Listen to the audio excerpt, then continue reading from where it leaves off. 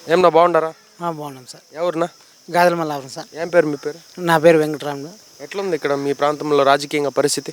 రాజకీయ పరిస్థితి టీడీపీ ఎక్కువ ఉంటుంది సార్. ఎక్కువ ఉందా?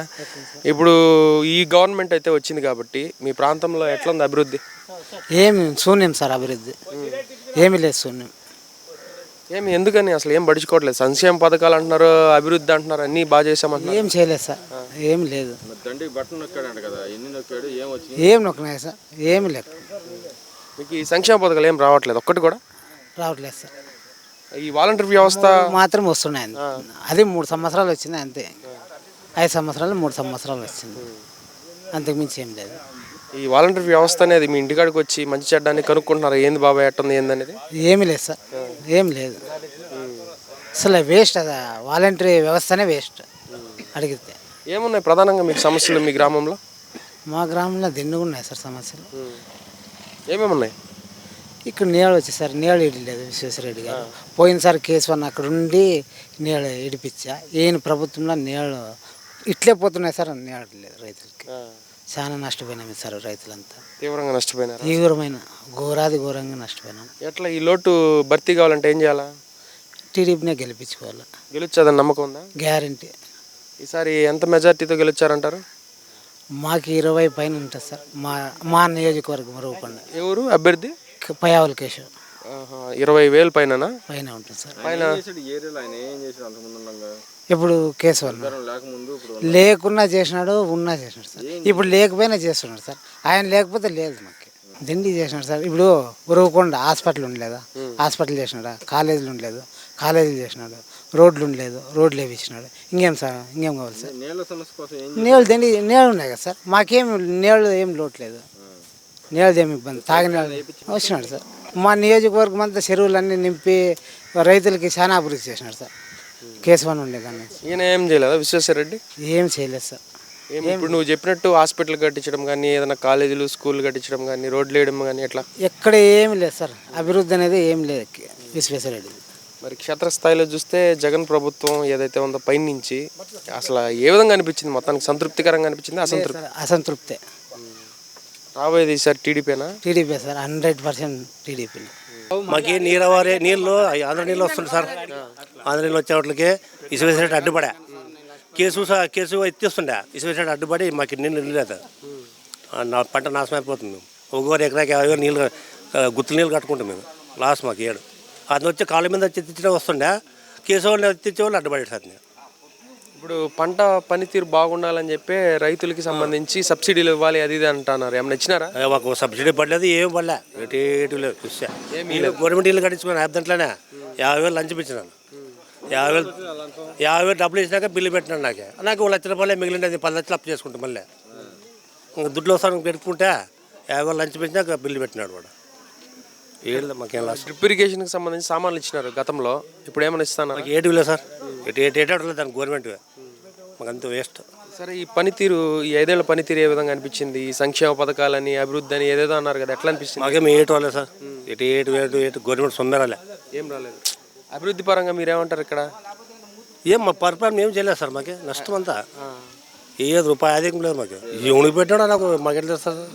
దుబాయ్కి ఎక్కడికైనా పనుకున్నాడో ఎక్కడ పోయి మాకు ఎట్లా సార్. మాకేం ఏం పెట్టలే. మాకు నీళ్ళు ఇడిపించింటే అది అడ్డుపడకుంటే కేశవ సార్ నీళ్ళు ఇడిపిస్తుండే. మాకే పైన సార్ 5 ఏళ్ళ కింద నీళ్ళు ఇడిపించింది, బాగా పండించుకోండి. అంటే ఇక్కడ మీకు నీటి సమస్య మీద పోరాడే నాయకుడు ఒక పయావుల కేశవ తప్పించి ఉడతానే కాలే.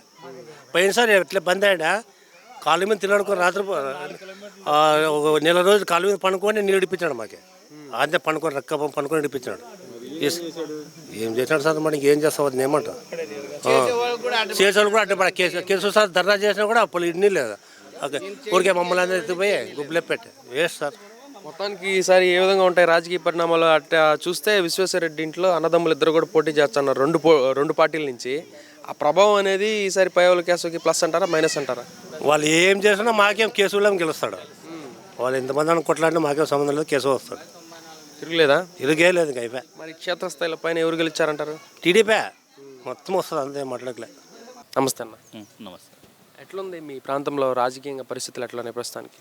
ఉన్నాయి, అక్కడ ఉన్నారు, ఇక్కడ ఉన్నారు. జనాభా చేసేదేం ప్రభుత్వం కొంతమంది మంచి చేసింది, కొంతమంది చెడు చేసింది. బాగుండారు, బాగుండారు, బాగాలేకున్నారు, బాగాలేరు. ఇట్లా విద్యా వైద్యము రోడ్లు లైట్లు ఇట్లా అన్నీ చూస్తే మీ గ్రామంలో ఎంతవరకు ఉన్నాయి, బాగున్నాయా? ఇంతవరకు అంటే కేశవన్ గారు ఏం చేసే ప్రయత్నం చేస్తున్నారు. ఆయనది ఏం లేదు కదా, ఇక్కడ ఉండే పైన ప్రభుత్వం ఉంది.